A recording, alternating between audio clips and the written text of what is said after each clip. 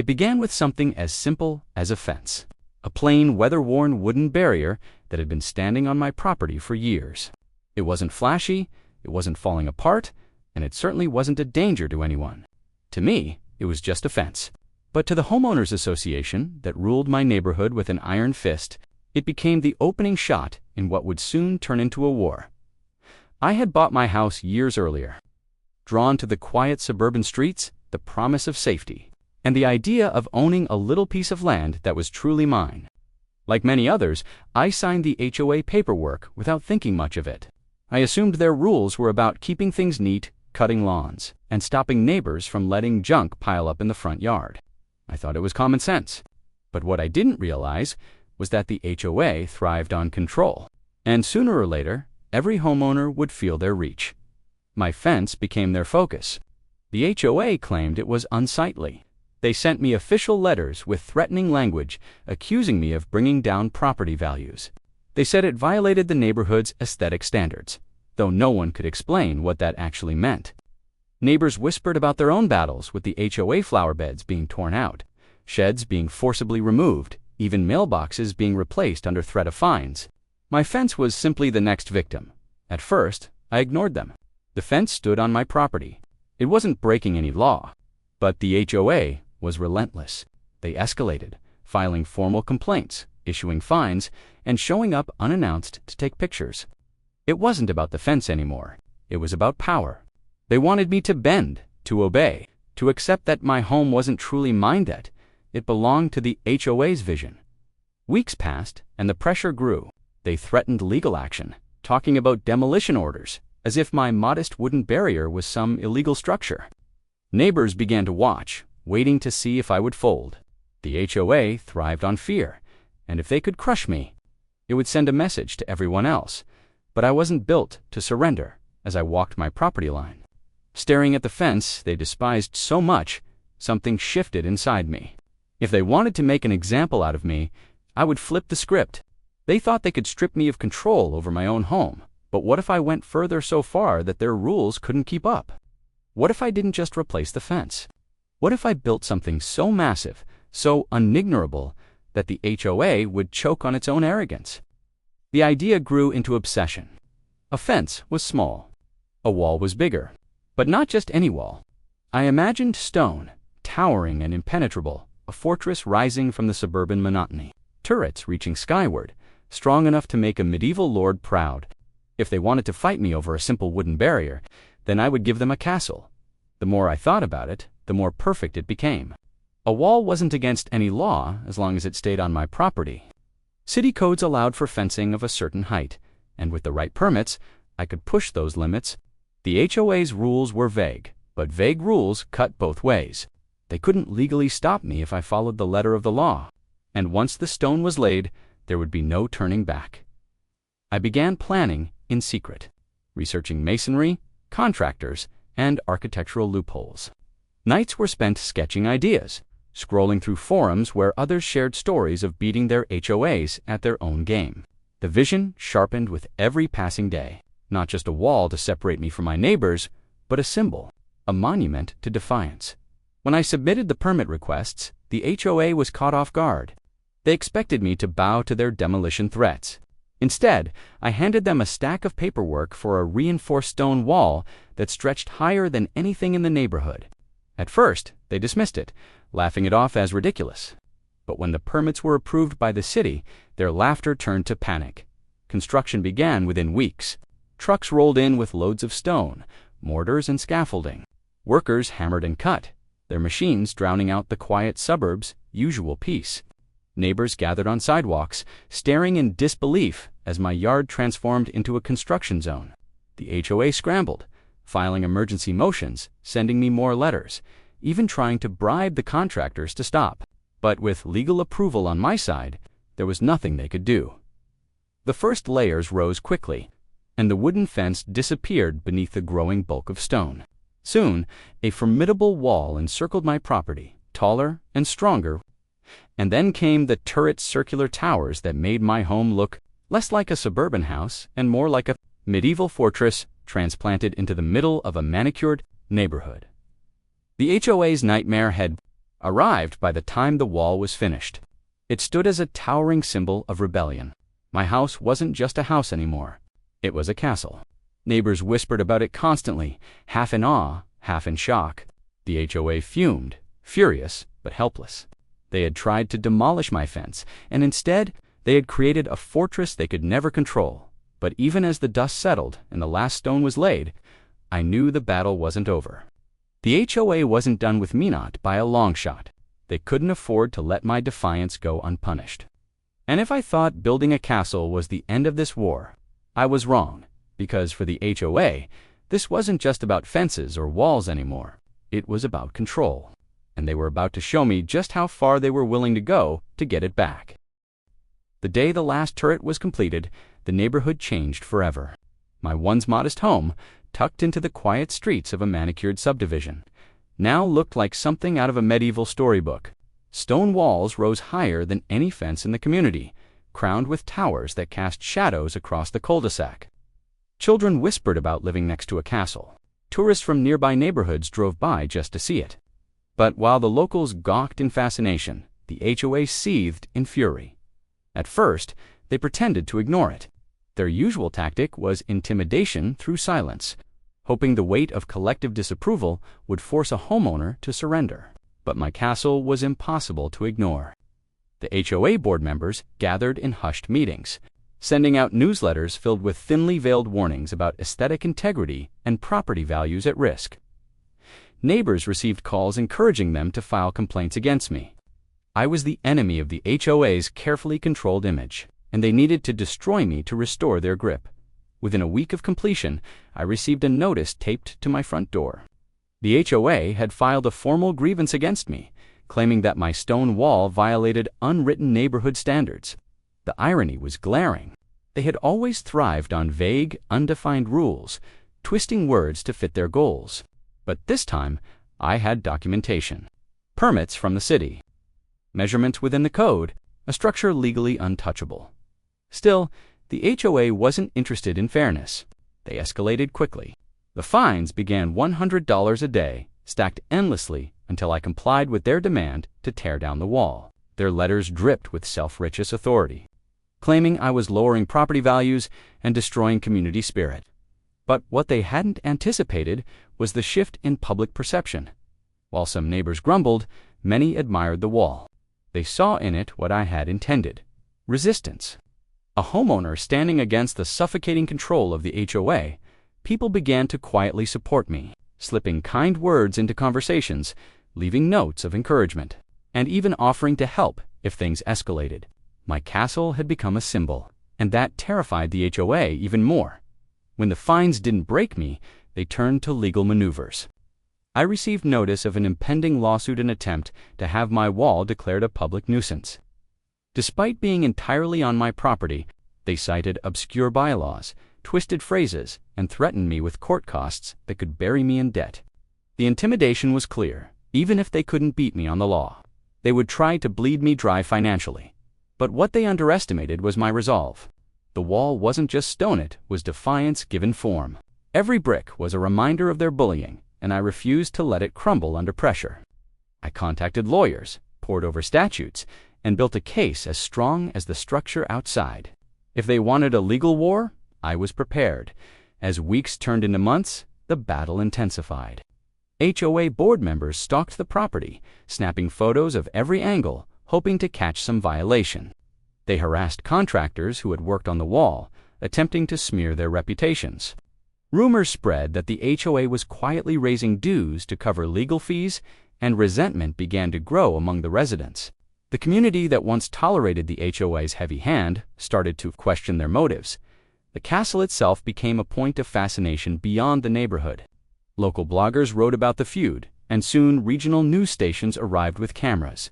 Footage of the stone turrets towering above cookie-cutter homes spread online, igniting debates about property rights, HOA power, and individual freedom. My home was no longer just a house, it was a story, and the more attention it gained, the harder it became for the HOA to win in silence. Public pressure mounted. Every time the HOA pushed harder, they looked more ridiculous. Their newsletters dripped with venom, painting me as a menace to the community. But residents began to push back. Some openly supported me in board meetings, questioning why so much energy and money was being wasted on one man's wall. The HOA board didn't care. They doubled down, insisting this was a matter of principle. Behind their determination was something more dangerous: desperation. For years, the HOA had maintained absolute control through fear. If I was allowed to keep my castle, it would send a message that they weren't untouchable. Other homeowners might begin to resist. Their empire of rules could crumble, so they escalated again. I came home one afternoon to find a bright red notice nailed to my wall, declaring it unauthorized construction and scheduled for demolition. The HOA had apparently filed a request with the city, hoping to bypass legal fights and have the wall forcibly removed, but what they hadn't accounted for was my meticulous paperwork. Every permit, every inspection, every approval was in my name and legally binding. When city officials reviewed the HOA's claims, they dismissed them outright. That failure enraged the board. They weren't just fighting me anymore, they were fighting for their survival. And in their desperation, they began crossing lines they had never crossed before. Harassment turned personal. Anonymous letters appeared in my mailbox, filled with threats. Strange cars parked outside my house at night, watching silently before driving away. The HOA wasn't just trying to beat me in court, they were trying to break me mentally. But if they thought intimidation would work, they had underestimated how far I was willing to go. I had built a castle, not just for protection, but for war. And as their attacks grew darker, I realized the time was coming when defense alone wouldn't be enough. If the HOA wanted a battle for control, I was ready to take the fight to their doorstep. By the time the HOA's demolition attempt failed, the board's frustration had boiled over into something unhinged. They had invested time, money, and their pride into tearing down my wall, and every loss only made their obsession worse. But what they didn't realize was that their relentless campaign wasn't just hurting me, it was beginning to tear them apart from within. The first cracks appeared quietly. Whispers spread at neighborhood gatherings, where residents grumbled about rising dues. The HOA insisted the increases were necessary for community improvements.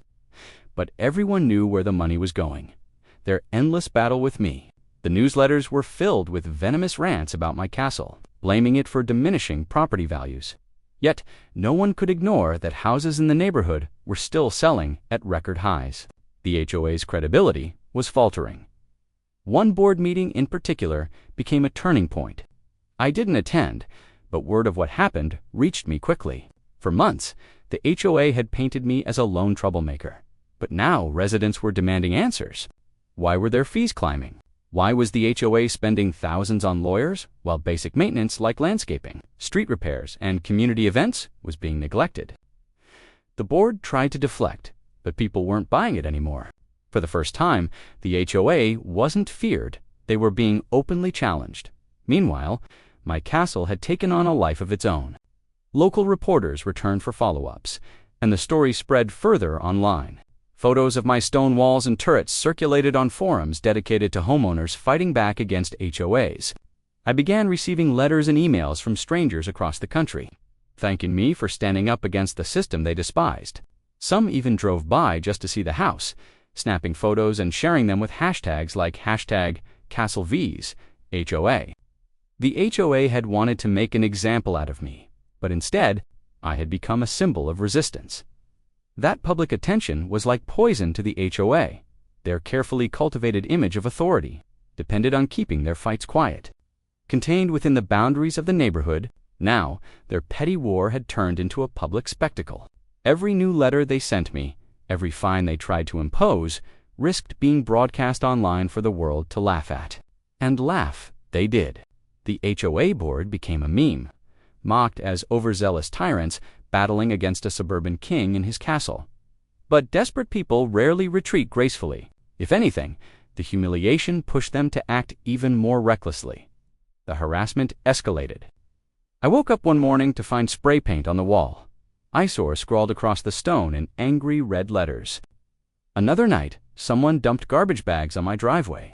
The messages were clear. Someone in the neighborhood, maybe even someone from the HOA board, was trying to intimidate me outside the courtroom. But instead of breaking me, Each act of vandalism strengthened my resolve. The castle wasn't just my home anymore, it was a battlefield, and I had no intention of losing ground. At the same time, I began to notice fractures within the HOA itself. Board members who once seemed united in their hatred for me started slipping up. In one leaked email, which spread quietly through the neighborhood, a board treasurer complained about the president's personal vendetta draining the HOA's resources.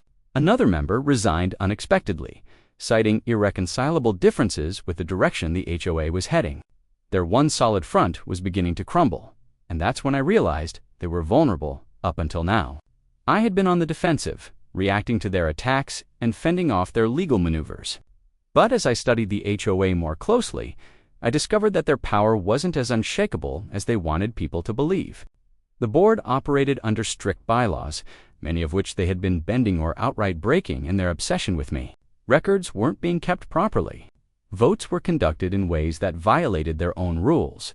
Financial reports were vague, hiding expenses that clearly pointed to their battle against my castle. What they had built wasn't a fortress of control.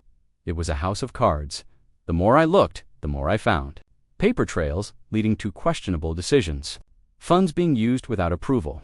Meetings conducted in secret without proper notice to residents. The very authority they used to punish me was riddled with violations. And all it would take was one well-documented push to bring their whole system crashing down. But I knew I couldn't move too quickly. Timing mattered. The HOA was already unstable, its members frustrated, its reputation in tatters. If I struck at the right moment, the fallout could end their reign completely. Meanwhile, their harassment didn't stop. The fines kept coming, stacked higher and higher, even though they had no legal weight behind them anymore. The letters became more desperate, threatening liens, foreclosures, and lawsuits that had no basis in reality. They were flailing, like a cornered animal lashing out in panic. Yet through it all, the wall stood strong. My castle loomed over the neighborhood, untouchable, a permanent reminder of their failure. And the longer it stood, the weaker the HOA appeared. The moment was coming. The board was divided. The residents were restless. The bylaws were full of holes waiting to be exposed. I could feel HOA's armor was cracking, and with the right move, I could shatter it completely. But I also knew this wasn't just about winning anymore. It was about survival. Because as their grip slipped, the HOA wasn't just fighting to control me, they were fighting to keep themselves alive. And desperate people, when cornered, are capable of anything. The battle for my wall was about to turn into a battle for the HOA's very existence. The HOA had spent months trying to bury me under fines, threats, and lawsuits, but all they had really done was expose their own weaknesses. Their constant attacks had forced me to dig deeper into their bylaws, their finances, and their operations, and what I uncovered was a goldmine of corruption and incompetence. Now, it was no longer about defense. It was about offense. It was time to turn the tables. The first step was gathering evidence. Every letter they sent me, every notice they taped to my door, every fine they tried to impose, I had kept it all. My folders were overflowing with proof of their harassment. But the real treasure was buried in their own records. Through legal channels, I requested financial statements, meeting notes, and expenditure reports, which they were required to provide to any homeowner. At first, they resisted, dragging their feet and making excuses. But eventually, the documents arrived, and what I found was devastating. Thousands of dollars had been funneled into legal expenses with no clear breakdown. Board members had authorized spending without proper votes. Dues had been increased without following the procedures outlined in their own bylaws. They had even dipped into community funds meant for maintenance to cover their ongoing battle with me. In their obsession to destroy my wall, they had broken almost every rule that gave them power. I began organizing the evidence like a general preparing for war. Timelines, spreadsheets, copies of city permits showing my wall was fully legal. Correspondence that revealed the HOA's threats had no legal standing. And, most importantly, discrepancies in their finances that could not be explained away. I wasn't just building a case, I was constructing a wrecking ball aimed at the very foundation of the HOA. The timing was perfect. Residents were already restless, frustrated with rising dues and neglected responsibilities. Small cracks had become open fractures, and people wanted answers. When I quietly began sharing what I had uncovered with a few trusted neighbors, the reaction was explosive. They were shocked by the blatant misuse of funds, angry that their money had been wasted on a personal vendetta, outraged that the HOA, which claimed to represent their best interests, had been operating like a private club for the board members' egos. Word spread quickly. Suddenly, I wasn't the villain anymore. I wasn't the homeowner with the eyesore castle. I was the whistleblower exposing the truth. The same neighbors who had once kept their distance were now knocking on my door, offering their support. The HOA's greatest fear was coming true. Their control over the community was slipping away. The next HOA meeting was chaos. I arrived armed with documents, and though I didn't need to say much, the residents did it for me. They demanded explanations for the finances. They questioned why money had been wasted on endless legal battles. They pointed to the bylaws that had been ignored, the votes that had been conducted improperly, and the fact that no one had authorized raising dues to pay for the board's crusade. The board members squirmed, their usual arrogance replaced with visible panic. The president tried to regain control, slamming down his gavel and insisting everything was in order. But when I presented the financial discrepancies, the room erupted. Residents shouted over him, demanding answers he couldn't provide. For the first time, the board wasn't in control of the meeting, the people were, and the board's grip was breaking. From that night on, the HOA's dominance was over. They tried to push back, sending out newsletters filled with desperate justifications, but the damage was done. Petitions began circulating to recall board members. Residents who had once been too afraid to speak up were now openly rebelling. The board that had ruled through fear was now being torn apart by the very people it had claimed to serve. But I knew the fight wasn't finished. The board was cornered, and desperate people are dangerous. If they couldn't win through rules and intimidation, they might resort to something else. And I was right to worry. A week later, I discovered that my castle had once again been vandalized. This time, it wasn't just spray paint. Someone had thrown rocks at the turrets, cracking a few stones. Trash was dumped in my yard, and my mailbox had been smashed to pieces. It was petty, it was childish, but it was also a warning. The board wasn't going to go quietly. They were willing to play dirty. Still, I refused to be intimidated. Every attack only fueled my determination. I hired professionals to repair the damage, reinforcing the wall to make it stronger. I replaced the mailbox with one made of steel, impossible to break.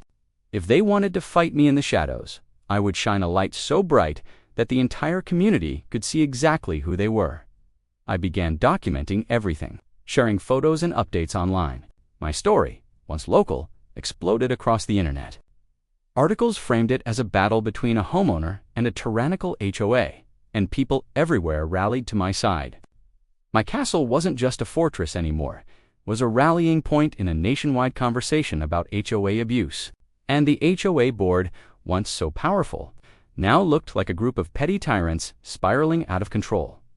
By now, the castle had become untouchable. The city had approved it, the community had embraced it, and the world was watching. But the HOA wasn't finished. Their power was crumbling, their authority was gone, and their finances were in shambles. They were on the verge of collapse, and as I stood on the battlements of my stone wall, looking out over the quiet suburban streets, I knew the final confrontation was coming.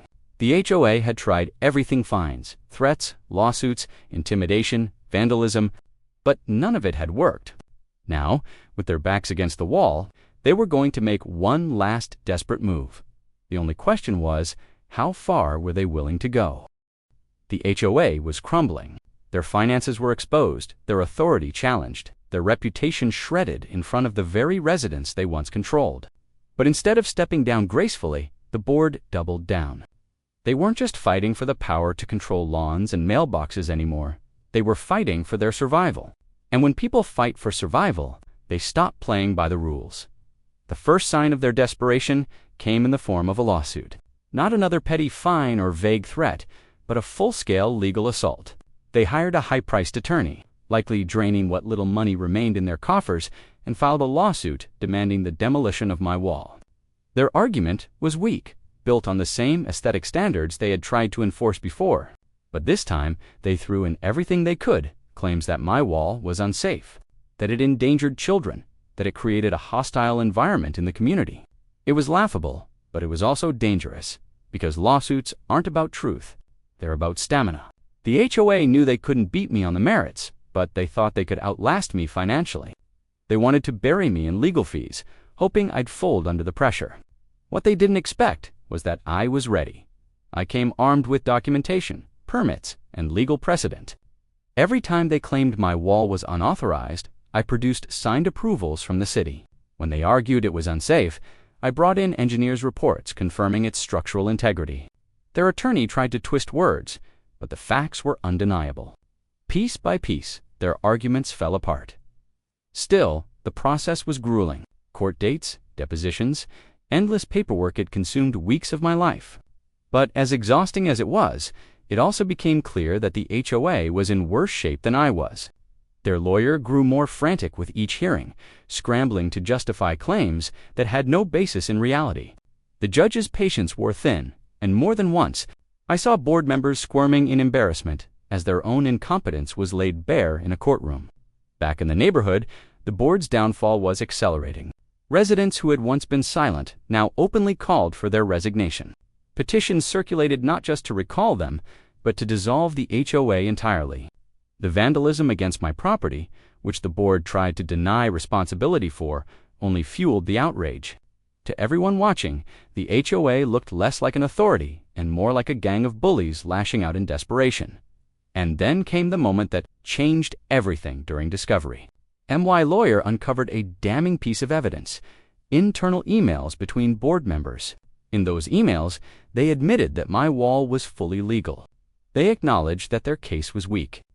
But they also wrote, in plain language, that the goal wasn't to win it, was to make an example of me, to bleed him dry so no one else would ever challenge their authority again. When those emails were presented in court, the room went silent. The judge's expression hardened. And for the first time, the HOA's attorney seemed to realize they weren't just losing a case, they were exposing their clients to something far worse. The ruling came swiftly. The lawsuit was dismissed with prejudice, meaning they could never bring the same claim against me again. The judge scolded the HOA for abusing the legal system and even hinted at possible sanctions. My wall was safe, untouchable, and now protected by the weight of the court's decision. But the victory was bigger than just my wall. Word of the emails spread quickly through the neighborhood. Residents were furious, not just at the waste of money, but at the malicious intent. The board hadn't been protecting the community, they had been plotting against one of their own. Any shred of credibility they had left was gone. Within days, resignations began. First the treasurer, then a secretary, then another board member. The president tried to hold on, sending frantic letters insisting he was the victim of a smear campaign. But no one believed him. The community had seen the truth, and they wanted him gone. By the end of the month, the board was gutted, its members scattered, its power shattered. But even in their downfall, I knew not to underestimate them. People who had ruled unchecked for so long don't just disappear quietly. And sure enough, the outgoing president made one final attempt to cling to power. He called for an emergency meeting, insisting that he alone could restore order and protect property values. Only a handful of loyalists showed up. The rest of the neighborhood ignored him, fed up with the charade. His reign ended not with applause, but with indifference. And just like that, the HOA was gone. For the first time in years, the neighborhood was free. Residents talked openly about the relief of no longer living under constant surveillance. Lawns grew in their natural shapes, mailboxes varied in color and style, and flower beds bloomed without fear of violation notices. People remembered what it felt like to truly own their homes. As for me, I stood atop my stone wall and looked out over the quiet streets, a king surveying his domain. The HOA had tried to demolish my fence, tried to break me, tried to crush my spirit. Instead, I had built a castle, both literally and figuratively, and defended it until the very institution that sought to control me collapsed under its own corruption. But even as I savored the victory, I couldn't help but wonder, was it really over? Or had I simply won a battle in a much larger war, one that extended far beyond my little suburban neighborhood? The HOA was gone, but the echoes of their downfall lingered in the neighborhood like the fading smell of smoke after a fire. For years, residents had lived under their thumb, trained to fear violation letters, fines, and the knock of an inspector measuring their grass. Now, without that presence, the community felt both liberated and uncertain. Freedom is intoxicating, but it also demands adjustment. At first, there was chaos, but it was the kind of chaos people welcomed. Mailboxes sprouted in mismatched styles, painted bright colors that clashed and clanged against each other in delightful rebellion. Lawns grew wild, some bursting with flowers, others left to their natural weeds, each yard a canvas of individuality. The uniform sterility that the HOA had demanded for so long dissolved into a vibrant patchwork of human expression, not in whispers about who might report them, but in laughter over fences and shared meals on front porches. For the first time in years, the street felt like a neighborhood, not a prison yard patrolled by rule enforcers. Children played without parents worrying about whether their chalk drawings would be deemed unsightly. The community wasn't perfect, but it was alive, and my wall, my castle stood at the center of it all. At first, it had been a symbol of defiance, a raised fist against tyranny. Now, it became something else. People admired it not as a provocation, but as a monument to resilience. It was the line in the sand that had stopped the HOA in its tracks, the fortress that refused to be demolished. Residents would walk by and point it out to guests, telling the story of how the board tried to break me and failed. It became part of local lore. Children whispered about it like it was an enchanted castle, daring each other to touch the stone as though it would grant them courage. Adults saw it as a reminder that institutions only have as much power as people allow them to. Even those who had once criticized me for going too far now admitted that without my stand, the HOA would still be ruling unchecked. But the legacy of the castle reached further than just our neighborhood. News of the lawsuit, the exposed emails, and the dramatic collapse of the HOA spread beyond our subdivision. Online forums buzzed with the story. Videos appeared with titles like "Homeowner Builds Castle to Defeat HOA" and how one man took down a corrupt board. Some laughed at the absurdity. Others cheered at the outcome, but everyone seemed fascinated. Strangers drove by just to see it. Cars slowed, phones held out of windows to snap pictures. What was once just my private defense had become a landmark. Some even called it the Castle of Freedom, though I never gave it that name myself. Still, not everything was celebration.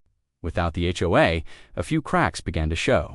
One neighbor let junk pile up in their driveway. Another painted their house a blinding neon green. Some muttered that maybe, just maybe, the HOA had served a purpose. But when anyone suggested bringing back rules or forming a new association, the majority pushed back. They had tasted freedom, and no one was eager to hand it away again. As for me, I learned something deeper. The wall I built was made of stone, but the real castle had been inside me all along. The refusal to be intimidated, the decision to fight instead of fold, the belief that one person could stand against an entire system and win. The HOA didn't fall because of my wall. It fell because I refused to bend to their will, and in doing so, I gave others the courage to stop bending too. Years later, I would sometimes sit on the balcony of one of the turrets I'd built, looking out over the neighborhood. The wall was weathered now, softened by ivy and moss, but still strong, still unbroken. Children who hadn't even been born when the fight began grew up knowing only the legend of what happened here.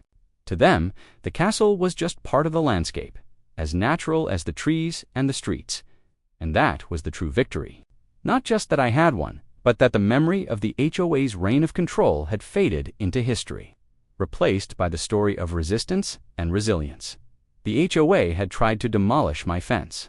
They had tried to break me with fines, lawsuits, threats, and intimidation. But instead of surrendering, I built a castle. And in doing so, I built something greater than stone and mortar. I built a legacy that stood as tall and unyielding as the walls around my home.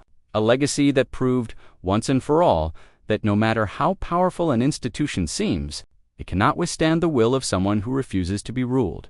And so the castle remained, not just my home, but a monument to freedom, defiance, and the simple truth that sometimes, when pushed too far, the best response isn't to take down a fence, but to build something no one can ever tear down.